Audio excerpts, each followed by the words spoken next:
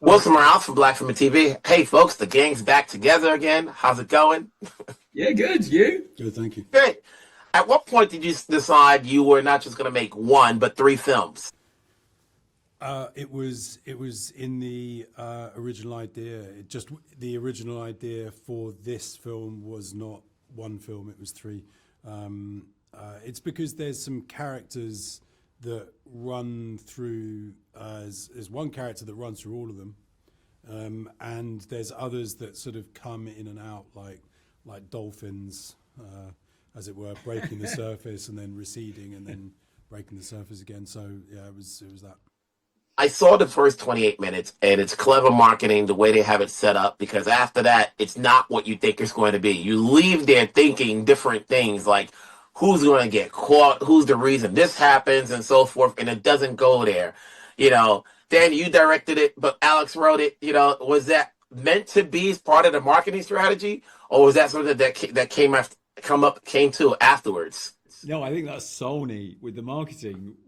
We're trying to make when they told us they were just showing the first 28 minutes to people, you go, oh no, you kind of want them, you're working on a film for like a year and your heart is in it. You want people to see the whole thing. But it is interesting that the way that the second half is surprising in terms of your expectations. And that was something that we were delighted about, because we were very lucky making the first film that it surprised people, the original film, in many ways. And it's nice to be able to surprise people again. You don't often get the chance to do that. Sequels usually confirm what you've already seen in a way, or they're expected to. And it's nice to be able to really do something that's original in its own right. Yeah. For you, Alex, we've seen our share of zombie movies. Obviously, this is 2 decades ago, and we've seen other movies. Does that come into mind when you're putting this together? Like, we won't go there. You're creating something new, but you don't want to create something that we've seen before. Yeah, it does to an extent, and it particularly did with me because in that intervening time was this video game, The Last of Us, and I was a huge fan of that game. I was a fan of the game, but also the directing and also the acting and the writing. I thought the writing in it was really beautiful. Incredibly impressed. And in some ways what it does is it makes you cautious. I think it makes you want to raise your game, I suppose. So I think it's healthy. And then at a certain point you just have to forget all that and put it to the side, because you're working on a story that has to sort of make its own case to itself. Not in relation to other things, but in relation to itself. So yes, aware, but then also stepping sideways, I think. What's changed for you, Danny, in these 20 years in terms of not just working with Alex, but the tone of the movies, obviously from this genre? It's amazing. Horror has become so flexible.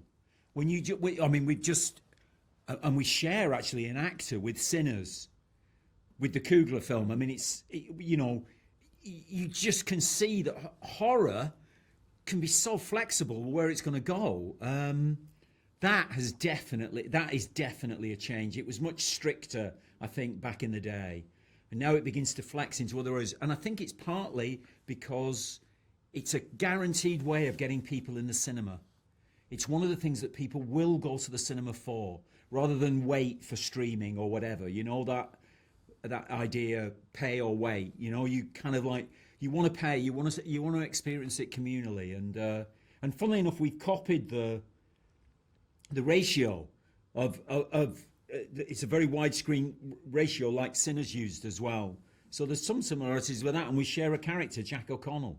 He's in the end of our movie, and he's in obviously in a fantastic role in Sinners. So there's been lots of changes. I think one of the other things that's interesting is that women go to these movies now, and back in the day, I don't think they did very much.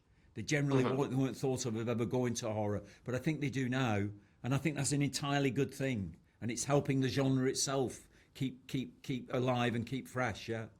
Hey, keep them going. We're here to watch these movies. It's good to see you guys back together again. We'll look forward to the next one. Have a good one. Thanks very much. Thank you.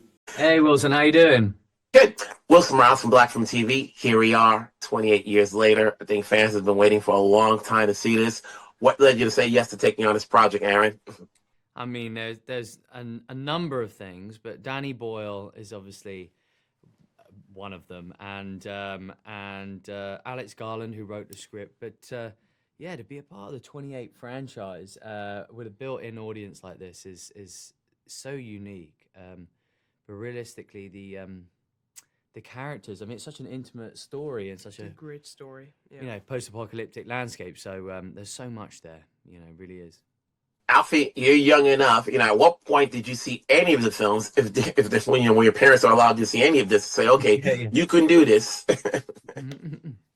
I watched the films when I got the audition, and yeah, they were amazing. Very, very scary, but it was just like, it was different from all the other, all the other films in that genre, and yeah, that stood out, and I really wanted to be, a part of this. You know, when you take on a role like this, and obviously, when you watch these movies, any of these zombie movies, it's like, okay, how long do you read the script to say, do I make it to the end? I got to see the first 28 minutes, and it's nothing like what you think it's going to be like, which is a great thing about this movie, is that, like, it doesn't go, like, your mind starts racing. I think we've seen enough zombie movies, you start assuming certain things, walking into this, and you think about, like, how do you relate to the character you're playing? How does Aaron relate to Jamie? Yeah, I think, I mean, I came to this, I play a father of a 13-year-old son. I mean, I'm a father. I got 4 daughters. So your mind starts to think about how would you raise your kids in this kind of environment, in this world, And my character's got a bit of tough love, He's trying to instill some survival instinct into his son, but it's a lot of pressure on him. But he's flawed, He's got he makes mistakes, and he's not perfect. And his son really wants to kind of go on the journey of discovery and find the truth in it all. So it was interesting, Think about it. You think back to the pandemic. We all had to learn survival instinct. You yourself, you're a parent, so you have to be protective of what you don't want your daughters to do and so forth. For you, Alfie, you're young enough. A lot of times kids are they're not totally aware as to what goes on, but there's moments in this film where it's just you, how did you work with that character, and how do you relate to Spike? Well, I think a lot of times Spike had to become the parent, in the relationship with Isla, played by Jodie Comer, and yeah, I just found Spike to be an interesting character because, he starts off as a kid, and he is, but he has to mature to survive in this world. Aaron, have you ever gone camping in your life? Like I see Aaron's character, Jamie knows what he's doing, and I go, have you ever done that before? Gone camping? I love camping. I mean, it's so much fun. I've taken my daughters camping as well, and we love it.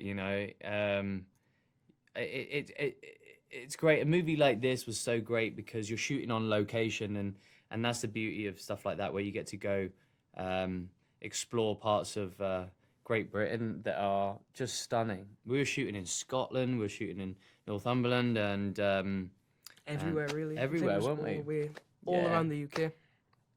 But yeah, it does make you feel like you want to go camping. You just don't want to come across some infected. Yeah. Before I let you go, you're working with Danny Boyle, you're working with Aaron, you're working with Jodie. What's your experience like with doing this movie? It's a big movie that a lot of people will see that you can take on. What can you take away from this movie that will help you out as an actor moving forward? I mean, it's everything, because I mean, this is my first movie, so I've just learned there's so much information that I've had to take in on, how things work, how to work with light and work with the cameras, and yeah, it's all been a big lesson in a way. Congrats on the film. Congrats on your roles. We'll see you down the road. Have a good one. Thank you very Thank much. you so Take much. care. Thank you. Hey, hello, folks. How's it going? Hi, good. How are you? Hi, Wilson. Hi. So, Jodie, obviously, you were not of certain age when these movies first came out. So, what led you to say yes to taking on this project? Oh my gosh. The opportunity to work with Danny Boyle and Alex Garland ultimately, it's the first film. I didn't watch it when it first came out, but I caught up with it afterwards and was blown away, and it's such a brilliant opportunity to play a part in something that is already well established and original and something that I was genuinely a fan of. So yeah, just was a brilliant opportunity to work with a fantastic filmmaker. And Rafe, from the pictures we've seen and the marketing that they've done so far, we have no idea what your character's about. Is he a good guy? Is he a bad guy? We just know he's not what he seems to be. How much more can you say about Dr. Kelson? Well, I think Dr. Kelson is ultimately a humanist. He does some weird stuff, and what he's engaged in is a little macabre, perhaps you might say, but he's not a destructive figure at all. He's a little wacky, but I can't say more than that. Which is good enough. The element of surprise is really good. Obviously, when we look at Isla, we don't have no idea. Papers say she's sick, she's ill. We don't know where it's going to go from there. Having seen the early version of the 28 minutes, you're like, is she the one that causes the outbreak? Is she the one that goes out first? We have no idea how these things play out. So how do you relate to Isla, even though this is a fictional sci-fi film? I guess I related to Isla's tenderness and joy, and there's a kind of sensibility about her that I think she's really trying to encourage her son to hold on to. There's an innocence and a silliness that I think she believes is important, which I guess there's those kind of aspects of myself. But I was really drawn to the kind of the family dynamic and the nuance of the kind of parental roles that Jamie and Isla play. We're so influenced by our upbringing, and there ultimately comes a point when you're growing up where you pave your own way, and that's definitely what Spike is going through within this film in very kind of extreme and extreme circumstances. What, as a survivor, what did you do? Obviously, you, Rafe, to survive, compared to what Dr. Kelson has to go through. What did I do? What would I do? We all survived the pandemic, The pandemic. I was lucky that I was living in the country, and it was a great opportunity to read.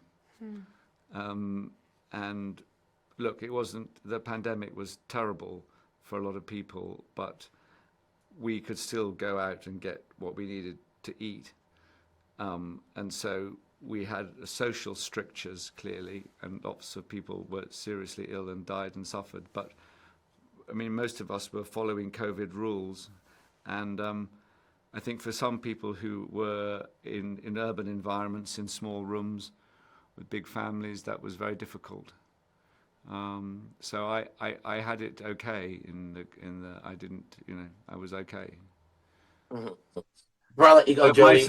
My survivalist skills were not so severely tested as they are in this film.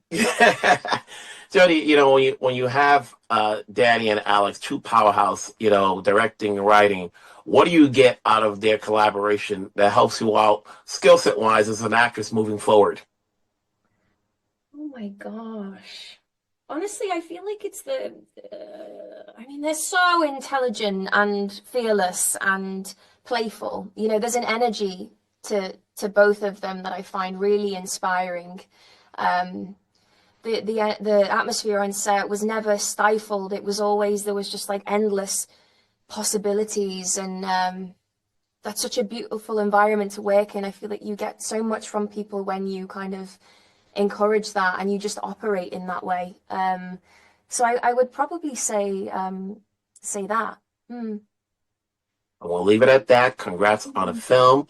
Good job. Job well done. We'll talk down the road. Take care, folks. Take care.